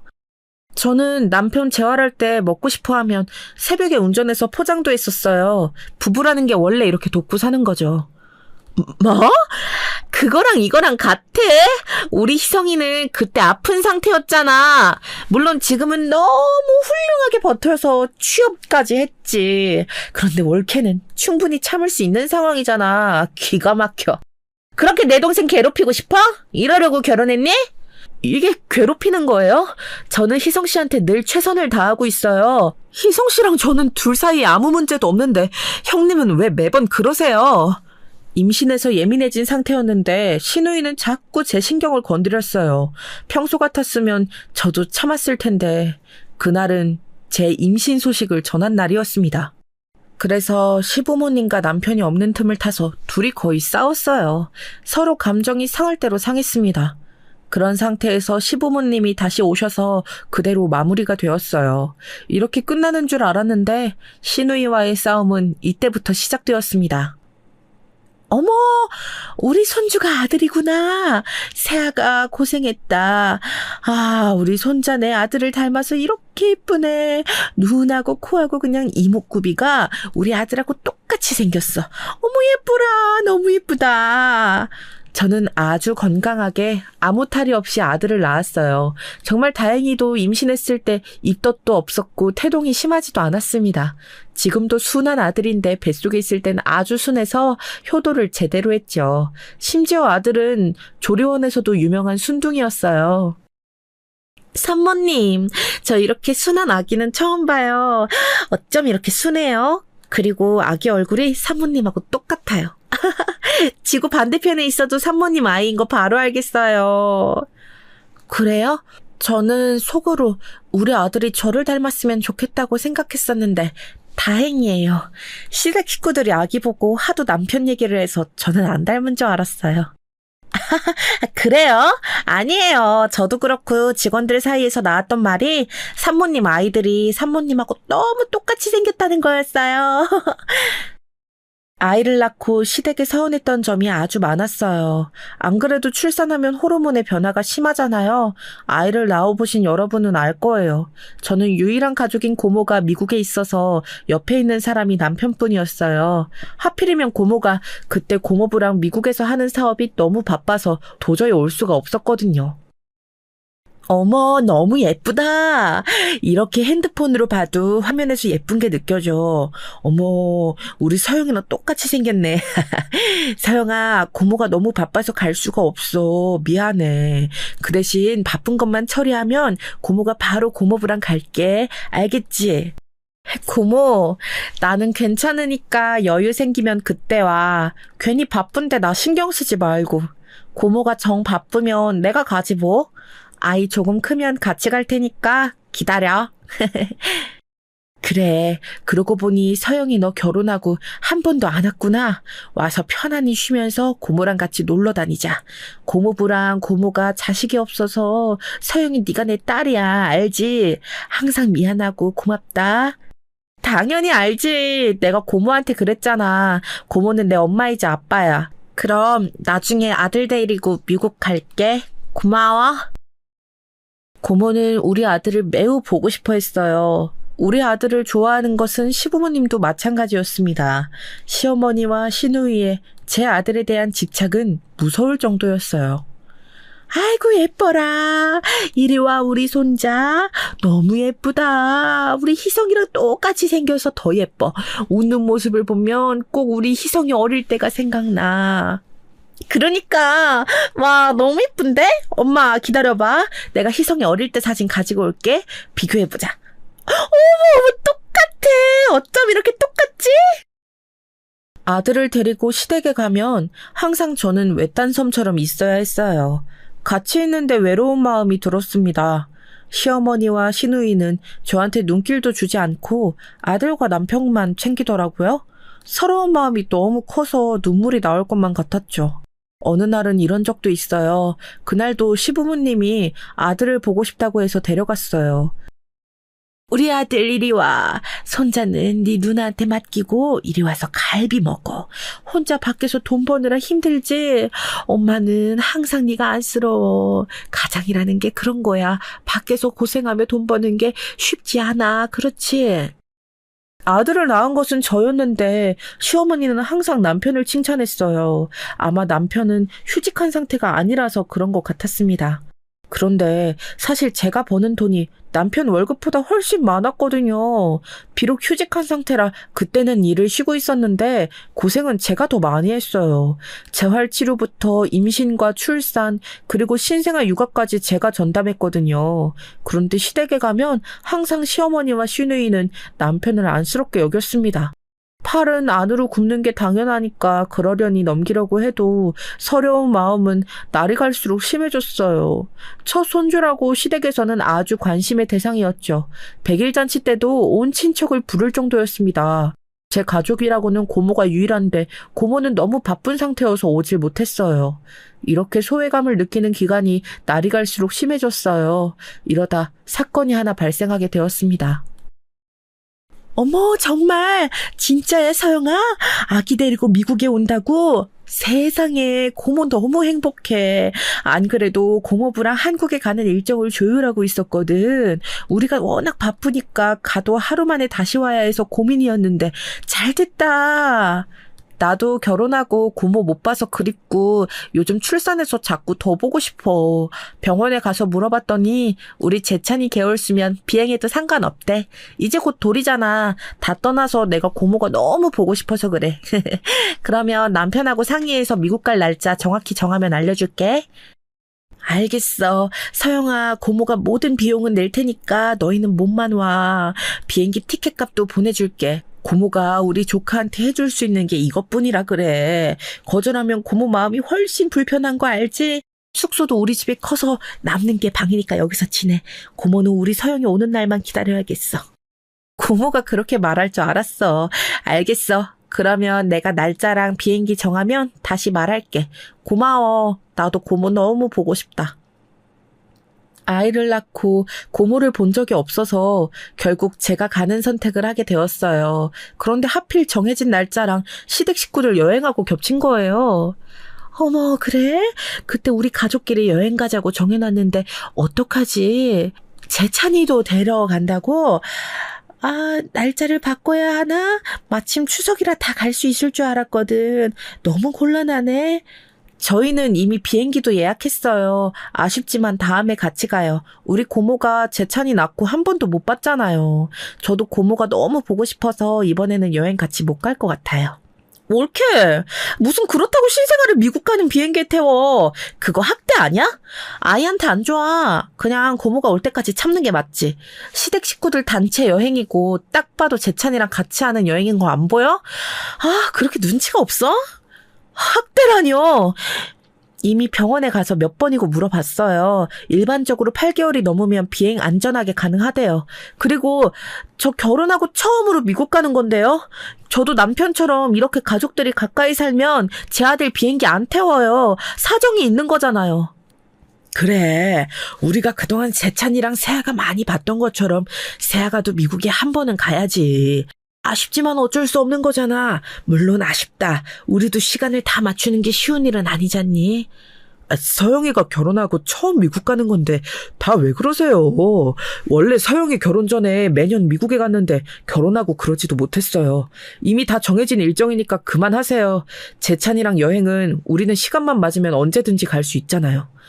남편의 중재로 겨우 마무리되었지만 너무 서운했어요. 만약 남편이 아니었다면 거기서 엉엉 울었을 거예요. 그래도 그렇게 시댁과의 여행을 뒤로하고 저는 미국에 가서 고모를 볼 수 있었어요. 어머, 아우, 너무 예뻐. 세상에 이렇게 예쁠 수가 있어? 천사야, 여보. 아기 봐. 너무 예쁘지? 세상에, 서영아, 재찬이 낳느라 고생했어. 다들 이제 빨리 식사하자. 비행기까지 타고 미국 와줘서 고마워. 내가 보고 싶어서 온 건데 뭘. 고모가 우리 재찬이 예뻐하니까 나도 기분 좋다. 고모부도 오랜만이에요. 미국도 지금 내가 몇 년 만에 온 거야? 아, 세상에 너무 행복해. 고모와 고모부와 미국에서 지내면서 저는 얼마나 행복했는지 몰라요. 웃느라 시간 가는 줄 몰랐습니다. 꿈만 같던 시간이 지나고 한국을 가는 날이 되었어요. 고모가 저를 몰래 따로 불러서 진지하게 얘기하더라고요. 서영아, 고모가 우리 조카한테 해줄 수 있는 게 이것뿐이야. 이거 고모부랑 고모가 서영이 넣어주려고 준비한 돈이야. 그동안 바쁘게 일했던 거 알지? 다 이것 때문이었어. 이걸로 너의 지금 사는 집 매매해. 그리고 서영이 너 평생 돈 걱정 안 하게 고모가 다 해줄게. 고모, 이게 무슨 일이야? 진짜야? 아니, 이렇게 안 해줘도 돼. 아, 나는 고모한테 살면서 받기만 하잖아. 어렸던 나를 이렇게 키워준 것만으로도 고마운데. 재찬이 보니까 너 어릴 때 더 생각나더라. 우리 서영이도 저렇게 어렸던 게 어제 같은데 언제 이렇게 컸어. 고모가 항상 고맙고 미안해. 어쨌든 그러니까 앞으로 돈 걱정은 하지 마. 알겠지? 고모는 어마어마한 금액의 통장을 저에게 주었어요. 그리고 그 돈은 제가 평생 일하지 않아도 되는 금액이었습니다. 한국에 오자마자 저는 남편과 상의하고 전세살이를 끝냈어요. 지금 사는 집이 마음에 들어 바로 부동산에 가서 집주인과 연락해서 매매했습니다. 다만 남편에게는 고모가 준 돈에 관해 다 말하지는 않았어요. 고모가 저만 알고 있으라고 했거든요. 이렇게 행복하게 인생을 살려고 했는데 시누이와 대판 싸우게 되는 일이 발생했습니다. 어머님, 이거 면세점에서 어머님 드리려고 남편하고 같이 고른 지갑이에요. 예쁘죠? 어머님께 어울릴 것 같았어요. 아버님은 이거예요. 마음에 드세요? 어머, 세아가 고맙다. 뭘 이런 걸 사왔어. 미국에는 조심히 잘 다녀왔니? 우리 재찬이 보자. 아이고, 우리 손자도 고생 많았어. 저는 남편과 미국에 다녀오면서 시댁 식구들의 선물을 준비했어요. 시부모님은 각각 명품 지갑을 선물했고 시누이는 명품 화장품을 선물했어요. 그런데 이걸 빌미로 시누이와 한판 하게 되었죠. 시부모님은 매우 흡족해 하셨어요. 그런데 시누이의 표정은 좋지 않았습니다. 그날도 신우이와 저만 둘만 남는 상황이 벌어졌어요. 역시나 신우이는 기다렸다는 듯 저에게 시비를 걸었습니다. 올케! 아니, 올케가 그렇게 죽어라 일 계속한다는 이유를 나도 알겠어. 미국 다녀오면서 겨우 화장품? 아, 나는 민망해서 이거 선물 못 해줘. 이게 뭐니? 그리고 시댁 부모님 선물하는데 지갑? 최소 구두랑 가방은 샀어야지. 아, 마음이 왜 이렇게 가난해? 네? 예물도 아니고 뭘 그렇게 해요. 좋은 마음으로 산 건데 속상하네요. 그리고 저 가난하지 않아요. 걱정은 감사한데요. 형님처럼 무직은 아니잖아요. 뭐? 너 지금 말 다 했어? 뭐? 무직? 이게 미쳤어. 부모가 없으니까 가정교육도 못 받았구나. 야! 네가 뭐가 그렇게 잘났는데? 간호사면 다야? 내 동생이 훨씬 잘났어. 너만 아니었으면 희성이는 사고 나지도 않았다고. 이 망할 미친년아. 나가 뒤져! 어머, 왜 상스럽게 욕하고 그러세요? 그리고 형님이야말로 가정교육을 도대체 어떻게 받으셨어요? 무직에다 결혼도 못해서 그런가? 항상 저한테 질투하잖아요. 그리고 사고도 막말로 제가 냈어요? 그거 다 희성씨가 급기야 신우이는 본인의 화를 참지 못하고 제 뺨을 때렸어요. 순간 너무 황당하고 어이가 없었습니다. 그때 마침 시부모님이 우리가 있는 쪽으로 오셨어요. 저는 그동안의 서러움이 다 몰려오기 시작했습니다. 남편이 없는 것을 확인하고 저는 진실을 말하기 시작했어요. 아유, 그동안 내가 속 시원하게 말 못했는데 지금 희성씨 취업도 제가 우리 고모 통해서 해줬거든요. 막말로 저 아니면 희성씨 재활도 성공 못했고 취업도 당연히 못했어요. 이거 거짓말 같으면 직접 물어보세요. 그리고 저 제 돈으로 지금 사는 집도 매매했거든요. 평생 일 안 하고 먹고 산다고요. 진짜 답답해서 제가 모든 사실을 털어놓자 신우이는 아무 말도 못하고 입을 꾹 다물었어요. 시부모님 역시 놀란 눈치였습니다. 그렇게 잘난 희성씨, 저 없으면 어떻게 될까요? 적당히 하라고! 아우 답답해. 희성씨가 이 사실 알면 그때는 어떻게 될지 저도 몰라요. 또 우울증 발생해서 죽는다고 소리칠 수도 있겠죠. 그건 여러분께 달렸네요. 내가 미안하다. 세아가 우리가 미안해. 이런 사연이 있을 줄은 몰랐다. 옳게 잠시만. 내가 미안해. 무슨 오해가 있었던 것 같아. 정말 미안해. 급기야 시어머니와 시누이는 저에게 싹싹 빌기 시작했어요. 진실을 털어놓자 그렇게 마음이 편할 수가 없었습니다. 얹혔던 게 다 내려가는 느낌이 들었어요. 이 뒤로 어떻게 되었냐고요? 시댁 식구들은 제 눈치를 보기 바빠요. 너무 속이 시원합니다. 그렇게 제 직업과 돈에 관해 얘기하는 것도 없어졌어요. 요즘은 그래서 시댁에 가도 아무렇지 않았고 오히려 재밌습니다. 여기까지가 제가 준비한 사연이에요. 재밌게 들으셨나요? 저는 재밌었는데 여러분들도 그렇게 느끼셨다면 좋겠어요. 들어주셔서 감사합니다.